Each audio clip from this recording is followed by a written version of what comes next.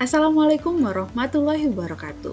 Perkenalkan, kami mahasiswa program studi Teknik Informatika Universitas Bina Dharma akan menjelaskan terkait analisis penyalahgunaan kriptografi studi kasus Vigenere Chipper yang disusun oleh saya sendiri, Winry Dwi Novani dengan NIM 2314-2024P, lalu Rahmati Nufus dengan NIM 2014-2006 5, lalu Liana Sukma dengan NIM 2314-2005P.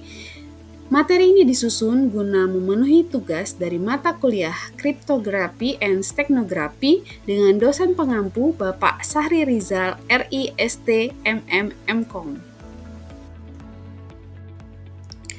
Tujuan pembahasan dari materi ini yaitu pertama, memberikan pemahaman mengenai alasan mengapa Vigenere Chipper tidak lagi layak diterapkan dalam sistem keamanan modern, mengidentifikasi bentuk-bentuk penyalahgunaan kriptografi yang ditemukan pada penelitian yang menjadi studi kasus. Yang ketiga yaitu menjelaskan solusi, rekomendasi, serta praktek terbaik yang seharusnya digunakan agar proses enskripsi data lebih aman dan sesuai standar. Ringkasan jurnal yaitu penelitian membahas penggunaan Vigenere Chipper sebagai metode untuk mengamankan data pembayaran pelanggan. Yang kedua yaitu data yang dilindungi berupa file Excel yang berisi informasi piutang termasuk catatan transaksi dan nominal pembayaran. Ketiga yaitu proses enskripsi dan deskripsi dilakukan menggunakan kunci simetris yang dimasukkan secara manual. Yang keempat yaitu tujuan penggunaan metode ini adalah untuk mencegah terjadinya manipulasi data dan mengurangi resiko kebocoran informasi sensitif. Selanjutnya, masalah utama dalam penekan jurnal. Yang pertama, Vigenere Chipper merupakan algoritma kriptografi klasik yang sangat lemah dan dapat dipecahkan dengan mudah menggunakan analisis frekuensi maupun serangan Kaspersky. Yang kedua, penelitian tidak menyertakan analisis risiko maupun threat model sehingga potensi ancaman tidak teridentifikasi dengan jelas. Yang ketiga, aspek integritas data tidak dibahas, sehingga sistem tidak dapat memastikan apakah data dimodifikasi pihak lain selama proses penyimpanan atau pengiriman. Yang keempat, tidak ada pembahasan terkait manajemen kunci, seperti cara penyimpanan, distribusi, atau perlindungan kunci dari akses tidak sah. Mengapa Vigenere Chipper tidak aman? Yang pertama, algoritma ini dapat dengan mudah dipecahkan menggunakan Kaspersky Examination dan Index of Coincidence karena pola hurufnya dapat dianalisis. Yang kedua, memiliki cache space yang kecil jika dibandingkan dengan algoritma modern sehingga brute force lebih cepat dilakukan. Yang ketiga, menghasilkan pola enskripsi yang berulang sehingga memudahkan penyerang mengidentifikasi struktur bahasa dan memecahkan pesan.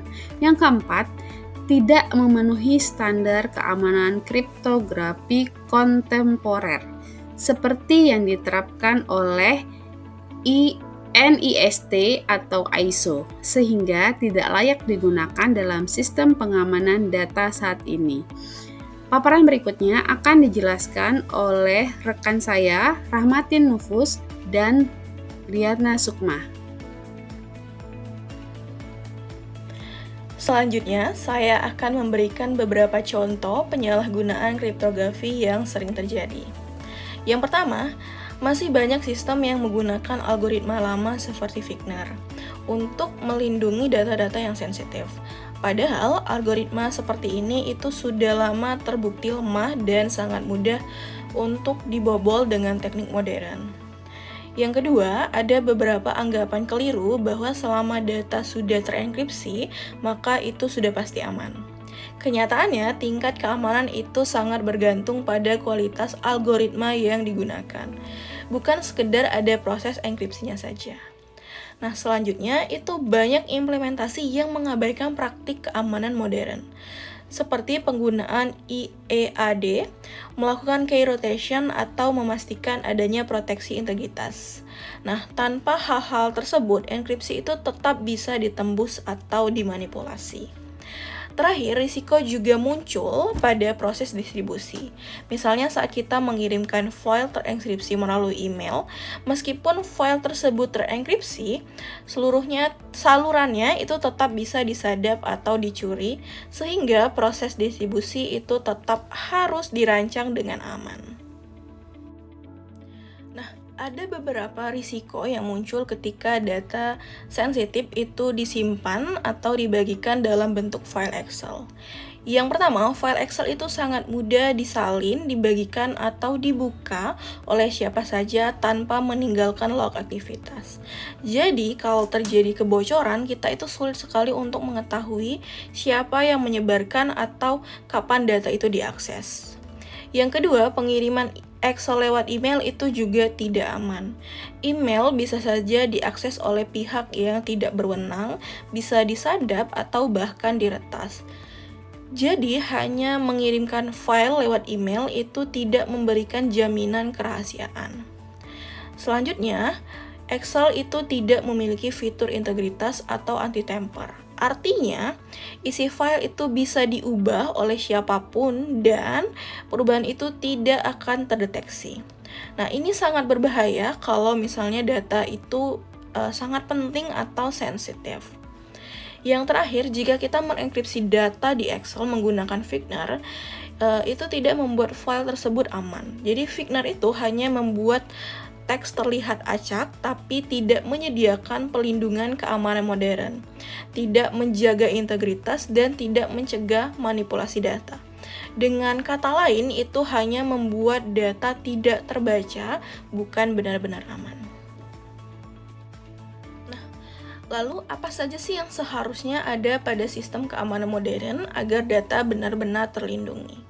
Yang pertama, sistem modern itu harus menggunakan enkripsi yang terautentikasi seperti IS-256 GCM.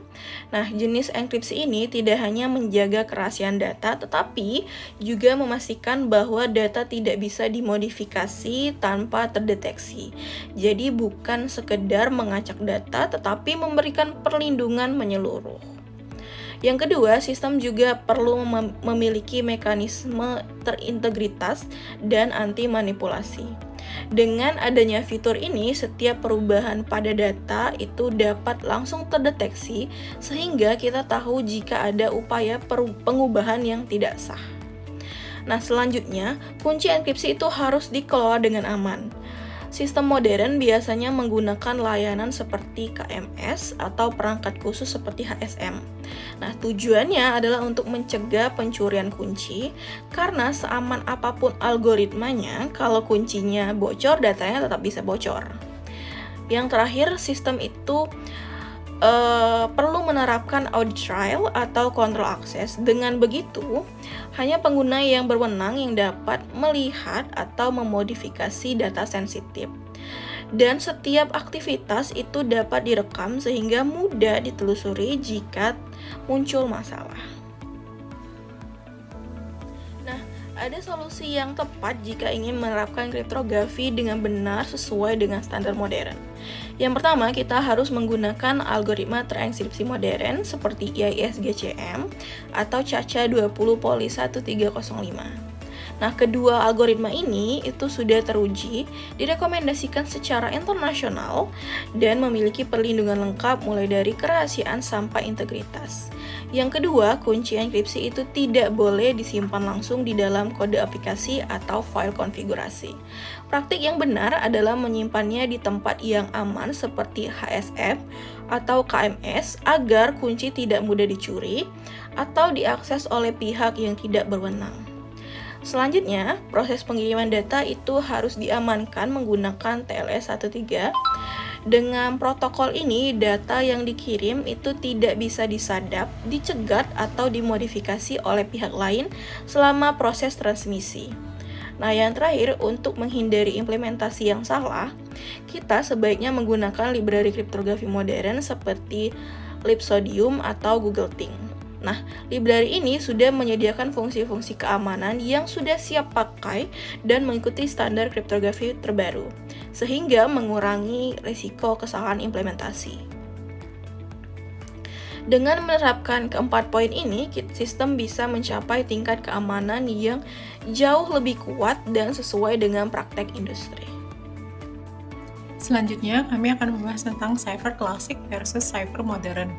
Pada cipher klasik, itu mudah dipecahkan karena sifatnya hanya melakukan substitusi sederhana. Sedangkan untuk cipher modern itu sudah menggunakan algoritma yang lebih kompleks. Biasanya mendukung AEAD, yaitu Authenticated Encryption with Associated Data, sehingga dapat menjamin kerahasiaan dan integritas data sekaligus. Pada penelitian ini ada 4 poin yang perlu dievaluasi. Yang pertama, pendekatan yang digunakan menggunakan V-Generate Cipher itu sudah tidak sesuai dengan kebutuhan keamanan modern. Dan yang kedua, V-Generate Cipher hanya layak digunakan sebagai materi edukasi atau contoh algoritma klasik, bukan untuk perlindungan data yang nyata. Yang ketiga, solusi yang ditawarkan tidak mempertimbangkan aspek keamanan modern. Dan yang keempat, aspek keamanan menyeluruh seperti integritas, autentikasi, manajemen kunci, atau perlindungan data selama transmisi tidak dibahas secara menyeluruh. Kesimpulan yang bisa diambil dalam penggunaan V-Generate Cipher pada penelitian ini merupakan contoh penyalahgunaan kriptografi di era modern. Data sensitif seharusnya dilindungi menggunakan standar industri yang telah teruji, tidak boleh diamankan dengan algoritma klasik. Oleh karena itu, penerapan kriptografi harus mengikuti prinsip keamanan yang mencakup kerahasiaan, integritas, autentikasi, serta pengelolaan kunci yang tepat agar sistem benar-benar aman dan dapat diandalkan. Studi yang kami jadikan sumber utama adalah penelitian implementasi kriptografi pada pengamanan data pembayaran piutang pelanggan menggunakan V-Generate Cipher. Penelitian ini berbasis pada studi-studi sebelumnya yang juga membahas penggunaan algoritma kriptografi klasik. Jadi, penelitian ini tidak berdiri sendiri, hanya meneruskan pola umum pemanfaatan cipher sederhana untuk data sensitif.